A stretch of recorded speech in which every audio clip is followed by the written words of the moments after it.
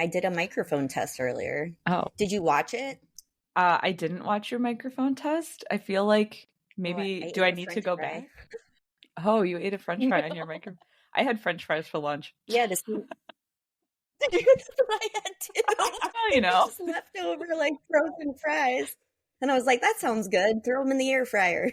Is this like girl lunch instead of girl dinner? Yeah, I guess it is. It is. We were on the same wavelength. Nice. But yeah, I crunched the French fry into the microphone to test the sound quality, you know, in case we ever want to do ASMR or something. Yeah. I mean, I guess you want French fries to be crunchy. Do you want French fries to be crunchy? I don't know. I like mine crispy. Okay. I guess it depends on the type of fry too, but I like them crispy. All right. Hi, I'm Katie. And I'm Emily. We're two long-distance best friends with a passion for learning about all the things that make everyday life interesting. We'll share our findings with you on researching the obvious. Well, so here we are. Going live. First podcast episode. Yeah. It's exciting. Excited to be here. Right, me too. Except that I did not do nearly as much research as you did. I'm just letting you know. Katie. So I slacked. This is a research podcast. I know, but I did do some research and I have some very specific research to share. Well, in fairness, I feel like this research topic, though, has been, going on for several years. So it's true. We've learned a lot. And yes, so let's talk about why cicadas. So I was trying to remember what year it was that I came to visit you in Kansas. Ooh, okay, yes. Story time. 2013 or something, I think, for St. Patrick's Day. Was that the correct? Oh, gosh. That's when I remember first discussing cicadas with you at length. At 1 a.m.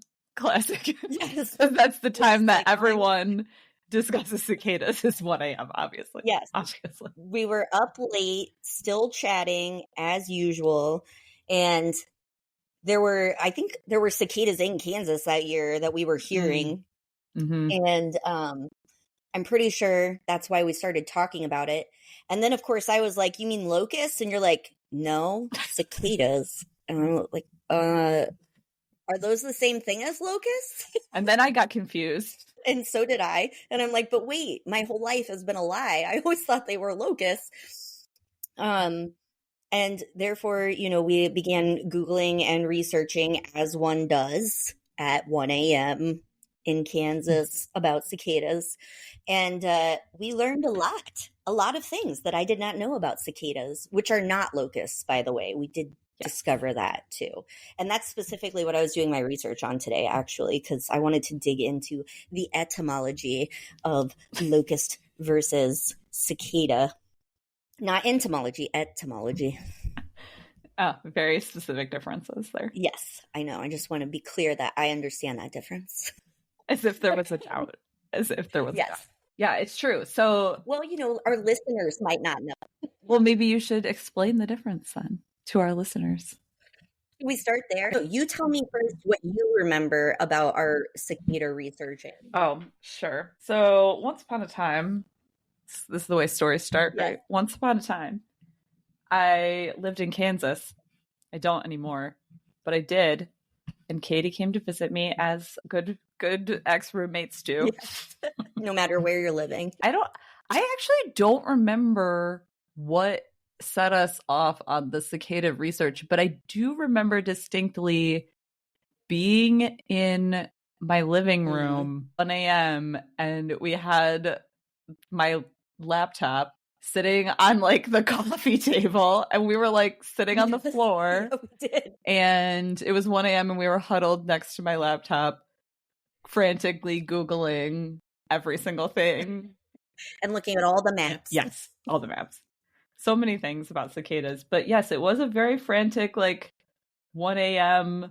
deep dive on cicadas, which is why I feel like this is such an appropriate topic for our first episode. From that point forward, too, I always think of you when I hear cicadas. And I remember a couple years later being at my apartment, being on the porch, and a cicada flew up and landed on my leg. And I was like, oh, Emily.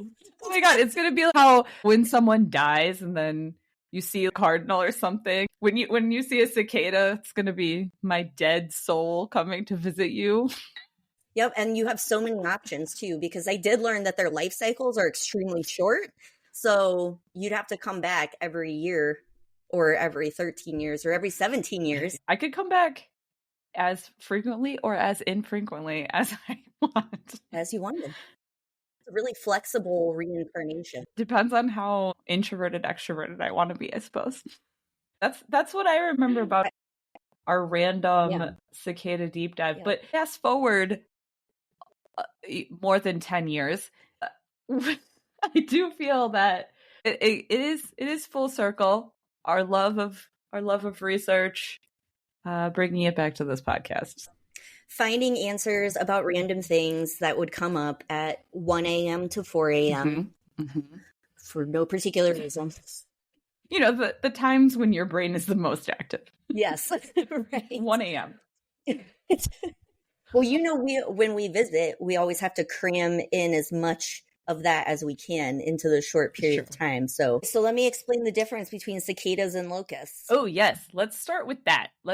In case there's anyone out there that also was like, wait, a cicada is not the same thing as a locust. I don't know. Yeah. And I'm pretty sure there are, because from what I read, many people confuse or call them locusts instead of cicadas. And I did a little Reddit dive because, of course, there was a Reddit thread for it. Obviously. And there were multiple people who replied, I've always called them locusts, and I live in Oklahoma or I live in Texas. So I think in all the regions where you find cicadas, a lot of people have referred to them as locusts. And my mom always referred to them as locusts. So like I remember going outside and finding the shells, and she called those locust shells. So that's why my whole life I just thought they were locusts.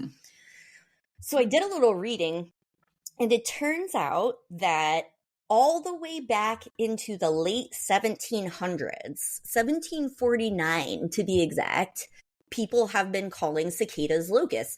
And during that time, obviously, there wasn't really advanced entomology. So it was probably, one, difficult to tell between a cicada and a locust. Like they're similar looking insects. And people associated locusts with swarms. And so when the periodical cicadas would come out in large swarms, they kind of associated that with locusts because they were big swarms of bugs. And then there was also some speculation, the early American colonists not being as familiar with cicadas, but knew about locusts, also just conflated the two. So the colonists, like they were pretty Christian, right? They're pretty religious, and they read the Bible. So obviously locusts show up in the Bible a lot. They do some damage. They're a plague. They're a plague.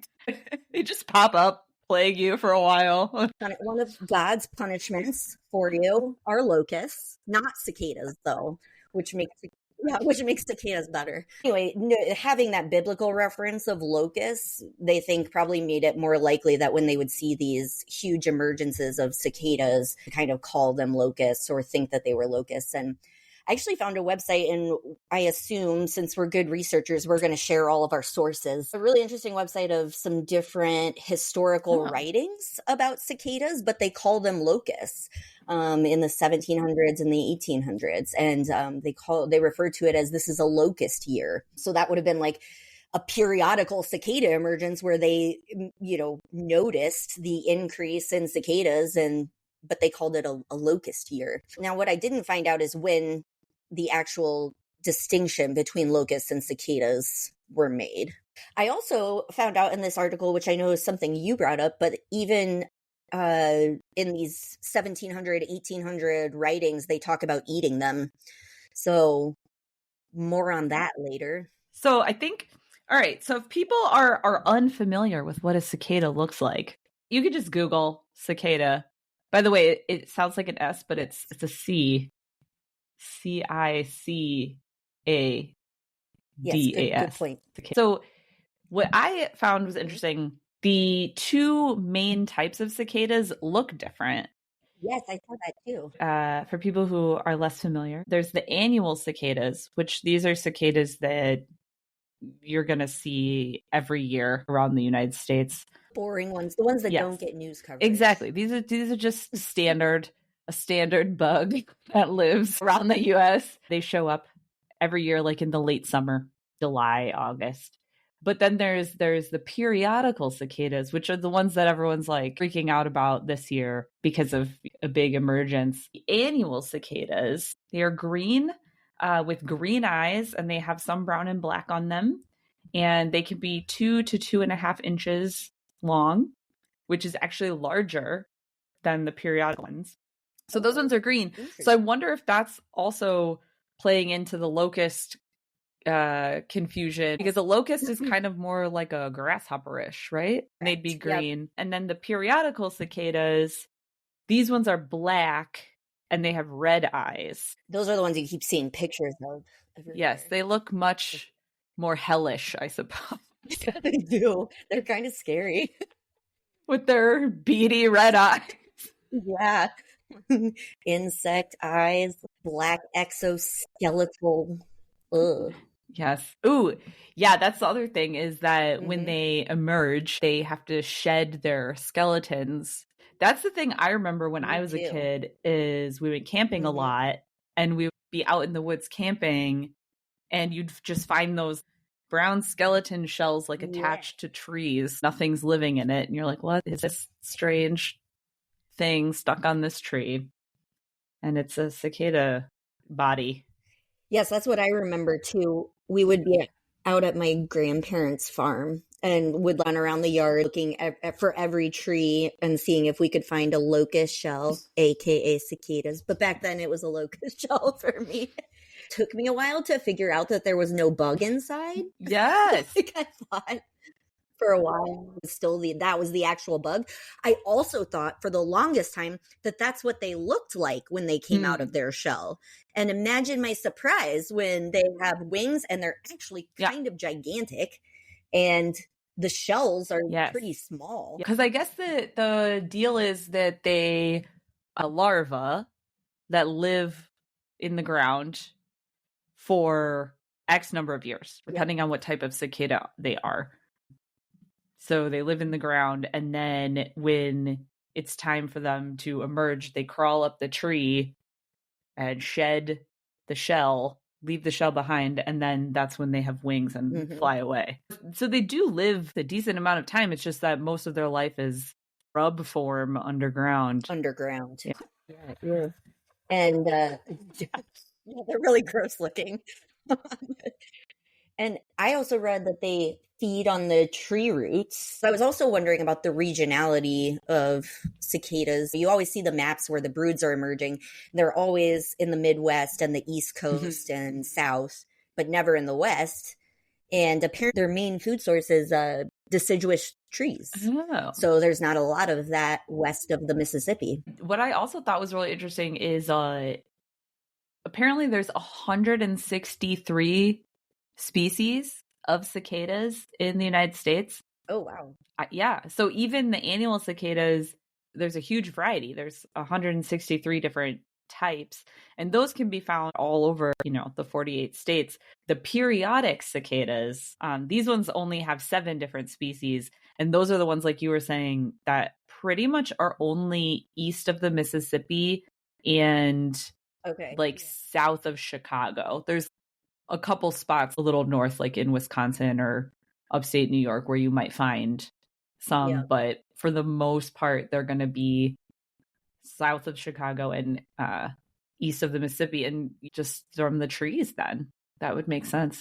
So it's the periodic ones then that mostly feed on the deciduous trees. I didn't realize there were so many different types either, because I was looking at cicadamania.com, your number one resource for cicada facts. And they had a list of all the types of cicadas found in Indiana, and there's like 19 of them. Oh. And to the point about locusts earlier, some of them look a little bit more grasshopper-like than big flying bug creatures that we're used to seeing on news articles or whatever. And some of them are much smaller. So now I'm go around trying to identify all of them when I find them. Which one are you? There you go. Maybe we need like an app like those bird apps, but just for cicada types. Oh, yes. For cicadas. I wonder if their vocalizations are unique enough to do that. Probably not. Did you know, though, that there are cicadas worldwide? There's over 3,000 different species of cicadas worldwide. So they're not even just in the US. They're everywhere. Whoa. Yeah, see, I didn't know that. I've always thought they were kind of like an American thing, probably because I'm, just like ethnocentric, but I was also surprised to find out that they were other places. Yeah. I kind of wonder, do other places talk about them as much as we do? Because seriously, every day I get something about the broods emerging and people are like obsessed. It's true. I mean, if in fairness, if you are living in Australia, there's probably a lot more exciting bugs and insects in your daily life. That's true. I guess we're kind of fortunate in the US that we don't have that many scary insects and things around here. Since we don't have like giant flying spiders, Oh God, terrible. Cicadas are the most interesting thing we could lock onto. So these annual cicadas, probably, I would say if you live in a good portion of the US, you've probably heard them. I always just associate it as like a late summer sound, like when you go outside in the evening in like July and August. Yep. That's the most amazing cicada impression I've ever heard, Katie. Like, I do what I can. Yeah, but it's kind of like a droning, like just a low sort of buzz for the most part. Yeah. I find it kind of soothing too. Yeah. It's sort of like the background white noise for crickets. Yeah, it is. It's like a white noise machine or something. But then there are some, as we identified, I think another time when we were visiting each other, or I might have sent you a recording actually. I'm pretty sure I was sitting out on my patio at night one time and was hearing them. It's that same drone, but it swells and then it like kind of dies down, and then it swells and dies down. So it's instead of it being as constant, it's a little bit more of a melodic droning. I started to research why that is, but I think I got tired and went to bed. So it sort of is this like background late summer night sort of sound until you get the periodic ones, and then it's just deafening, depending on where you are. When they last showed up in Maryland, it was brood 10, but brood X, I feel like is what they called it. It's like Roman numerals, but yeah, so brood 10, it was so loud. They were like calculating the decibels. The decibel level was on par with machinery, like the same decibel levels as you'd get from a lawnmower or even some heavier type of machinery in some areas, just because of the sheer number of them making the noise all at the same time. I remember you talking about that, and as I was reviewing cicada maps today, I realized that I don't think in Indianapolis we ever got the bulk of brood X or brood 10 or even the most of the periodic broods. So we might have a few, but not in the high volumes that they emerge where they're concentrated. And on the maps, Indiana is actually the big areas for the periodical cicadas are the northwest and the southwest of the state. And we're right in the middle. So I think most of the cicadas that I have heard in the past here every summer are just the annual ones. So now I feel kind of less special because I don't think I really experienced brood X. And I remember you talking about it and being like, it's absolutely so insanely loud. And I'm like, yeah, it's like normal cicada season. But I think it's because I'm just hearing the annual ones, not the periodical ones. Let's talk about these periodical ones, because I feel like this is where cicadas get exciting. Yes. Yes, because it's pretty amazing what they do, or their life goal. Two main types that people are talking about right now because of the overlap that's going to happen this summer. There's 13-year cicadas, and then there's 17-year cicadas. And what we mean by that, the 13-year cicadas, these are ones that basically the entire group of cicadas that live in one area, that's the brood, they are all on the same life cycle pattern where they spend the same amount of time as grubs, and then they all emerge at the same time. And so it happens to be on a 13-year cycle. Or there's 17-year cicadas, which, again, this one brood that is on a 17-year life cycle. And so around the United States, you can find these brood maps. And so each brood that's like synced together on this particular 13-year or 17-year cycle gets a number. And the numbers are Roman numerals. So the one that just emerged, in Maryland in 2021, is 10. But I think a lot of people are just calling it X because it's catchier. Yeah. Marketing. It's more fun to name things. Name things brood X. These cycles, something that I think is really interesting about it is being on a 13-year or 17-year cycle. Nature's crazy, right? Because these are prime numbers. Oh, I didn't even think about that. And I was about to ask you if we know why. I got the impression that they don't 100% know why, which is surprising. We don't understand a lot about nature. We understand nothing. We know nothing. Yeah, pretty much. So. We know nothing, Jon Snow. Yes, but I was reading why 13 and 17, like these random years and also like such long spans of time. And the hypothesis is to avoid predators. So like, I'm just going to hang out underground for 13 years. And then by the time we all come out, there will be billions of us, like billions. And the predators can't possibly eat all of us. Oh, yeah, for sure. But then we die in like 4 to 6 weeks. So that's the other thing that I think is crazy is they stay underground for 13 or 17 years and then they are here for like 2 months. Talk about anticlimactic.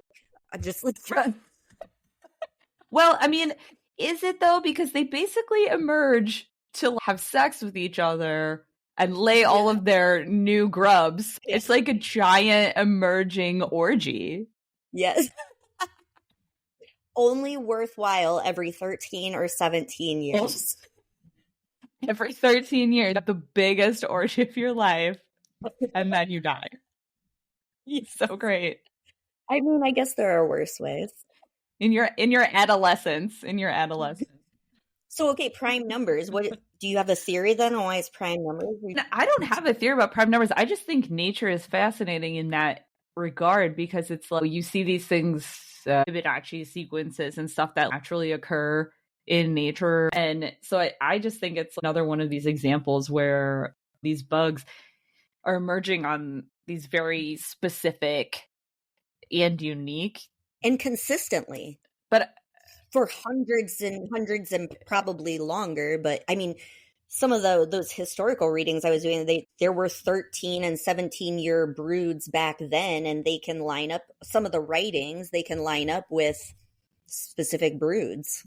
Yeah, it's crazy. Yeah. And I think too, being on these really specific cycles, I wonder if it makes sense that they all emerge at once for the predator thing, but I wonder if the cycle timing somehow was an evolutionary thing that had to do with avoiding times of drought or avoiding making them these sort of other like natural, we wait a certain period, we might emerge in better conditions for survival or something. Then every 13 years, like on the dot. Yeah. It's very strange. Very predictable. They're nothing but predictable. I'll link to some of these maps in the I was looking at this brood map that the University of Connecticut. Yeah, let's talk maps. Yes, maps. Woo. Everything can be mapped. Yes, it can. University of Connecticut, they have a whole cicada research team. I was looking at their map, and it's pretty good, but it basically shows where in the U.S. you'll find these either 13-year broods or 17-year broods, and they have them all labeled. The brood X is kind of an interesting one, because it emerged really heavily in Maryland in 2021. But then there is a pocket of the brood X that is in southern Indiana. Southwest, right? Yeah. So it was kind of weird because it's like really dense in Maryland, and then a pocket of that same brood migrated. Yeah, I was just gonna say there's not enough room for us here anymore. Like 1,000,000,001 is too many of us, so we need to go. It was manifest destiny, but cicadas. I don't know. Yeah. Westward expansion. But I thought that was interesting too. There's like a weird pockets. I saw that too. The broods that are going to be emerging this year, there's a 17-year brood 13. So this is confusing. The brood 13 is actually a 17-year brood, not a 13-year brood. 13 is a 17-year brood. Scientists. They just don't want the layman to understand. Yeah, we just want to make it as confusing as possible with these cicadas. So brood 13, a 17-year brood, is emerging this year. And then brood 19, which is a 13-year brood, is also emerging this year. So this very rarely happens if you're on a 17-year cycle. You know, how frequently is that cycle going to be on the same year? Right, not. Yeah. I'd have to do the math. For the first time in 221 years, the two broods are emerging in Indiana simultaneously. These two broods, 17-year one and a 13-year one, they're both emerging this year, and they both can be found in parts of Illinois, which is what the crazy situation is, one of the broods is kind of in like Missouri, Illinois area, and then one of the other broods is in sort of Illinois, Indiana area. So there's going to be this overlap, this area of Illinois that's getting both of these broods emerging. I don't know, West Side Story dance fighting, like, is it going to be gang warfare over there, but with cicadas? What's going to happen here? Aware that the other exists until now? Right? Do they know? Do the cicadas know what they're in for, right? I think the humans maybe do. But do the cicadas know what they're really in for? What happens if there's like interbrood breeding? Oh, that is a fascinating question. I'm sure someone has asked that. Is that going to create like a weird new 15-year cicada cycle? Yes, 15. That would be correct. 15 years. It has happened in the past. True. Obviously, however many years ago, these two broods overlapped at some point. So maybe they know. Maybe they know which ones they're supposed to. Do those like cicada? Yeah. I wonder if it can be traced to their genetics. Or like, do the cicada babies have like a little identity crisis? Like, am I going to stay 13 years or 17 years? They have to choose. They have to choose which family they want to go join. Yep. And I mean, they only get 4 to 6 weeks with one, so you got to make a real quick decision. It is funny though. I've been seeing stuff on Instagram Reels about this emergence, cicada apocalypse or whatever. Yes, and people are like, "Oh my gosh, it's going to be crazy for approximately a handful of counties where not a lot of people live." So it's going to be not bad. I was just going to say in Indiana and Illinois. Yeah, southern Illinois. There's a lot of cornfields there. Yes. And I don't even know, would cicadas hang out in a cornfield if they don't have the proper tree roots? No, I actually did see that in an article. They do not. If the land has been farmed or the trees have been removed, they won't be able to survive. Yes, I saw this because it was becoming a challenge where a lot of places, especially in Maryland with the brood X, are being developed for people to live in, and so they're chopping down these trees, and so the cicadas don't have as much of a habitat anymore. Oh no, there's only going to be like 1 million of them soon. Very, very localized, extremely localized around one tree. As exciting as this confluence of broods is going to be, it's really going to be very localized. It's more localized than the eclipse. You really got to travel to a very specific location to be able to see this 100%. Okay. Cicada dedicated for sure. There's obviously researchers out there. So then my question is, all of this social media / media hullabaloo, who are they trying to hype up exactly? What is their target demographic, since there's only these few areas that are actually going to experience this? Do they just want everyone to just be excited about it? What is their motivation? Who's the marketing team for cicadas around here? What money are they making off of it? Well, you do make a good point. Like, what is the overall attraction? Yeah, what's the fascination? Yeah. We're obsessed. Absolutely obsessed. Absolutely. I mean, we're certainly obsessed. We're having the first episode about cicadas. You know, we're on the periodic level cicada situation here. We did the deep dive back in 2013, and 12 years later, we're doing the podcast. So, you know, it really is a full circle moment here in the lifespan of a cicada. It's kind of like we're the cicadas. Whoa. And we've waited 13 years to get to this point. Or 12 or whatever it is. We have our own period. It's fine. Like periodical. Exactly.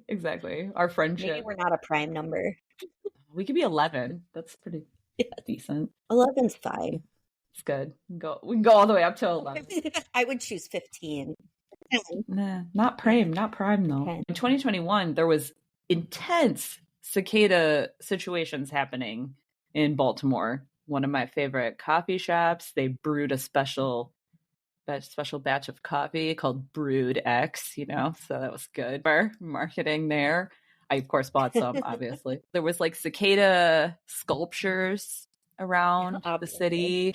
Local breweries, they made cicada, they named the beer. They didn't make cicada beer with cicadas. But let's just stop for a moment and appreciate how bizarre this is. Imagine being someone like from the future, from a just completely different culture who's never experienced that before, coming into Baltimore and being like, why are these people worshiping these little insects? Like, what is the big deal? I don't know. People had cicada art on their houses.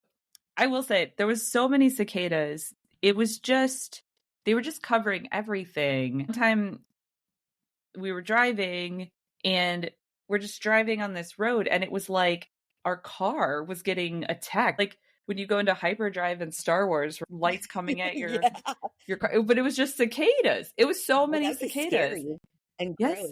And I was just, for weeks, I was just finding the wings of cicadas were like sticking to everything. One day I was just walking in my upstairs hallway of my house and there was a cicada wing on the ground. Where did this wing come from? And people were collecting the wings. They were making, like, artisans were making like jewelry. You know, you could buy cicada wing earrings. You could buy cicada wing necklaces. You know, they were making art with these cicada wings because they were just everywhere. I don't know. I think you're onto something. I've never experienced that level of cicada-ness. Okay.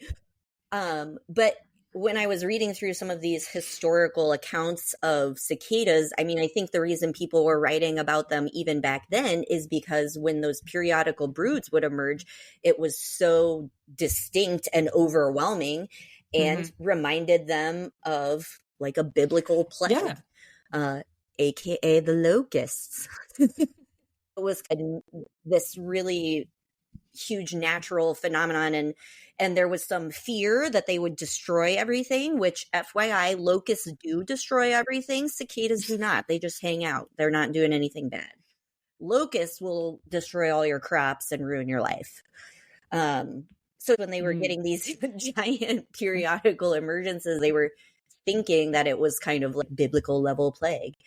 The volumes are so overwhelming, you just can't. It's pretty intense too. One of my former coworkers had a tree in his backyard, and when these cicadas emerged, they just basically took over his tree. So the whole trunk was lined with cicadas. again, they don't do anything. They don't actually hurt anything.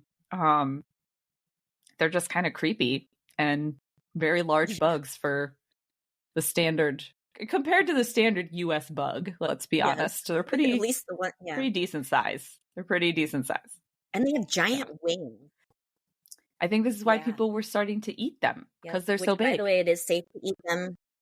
Someone in Baltimore, they made a cookbook on how to eat cicadas. Yes, cicada recipes. And of course, being in Baltimore, they did include the Old Bay boil version. So you can collect, you can collect the cicadas. You can do, a cicada boil, throw the Old Bay in. Old Bay crunchy snack, I guess. Cicadas would not be vegetarian, correct? I don't think I would consider them for my daily diet, no. But bugs are eaten in a lot of places around the world. That was the point of the cookbook, right? It's just to destigmatize the bug eating. And when you have that many of something emerging, it's kind of like, well, pretty good protein source, I guess.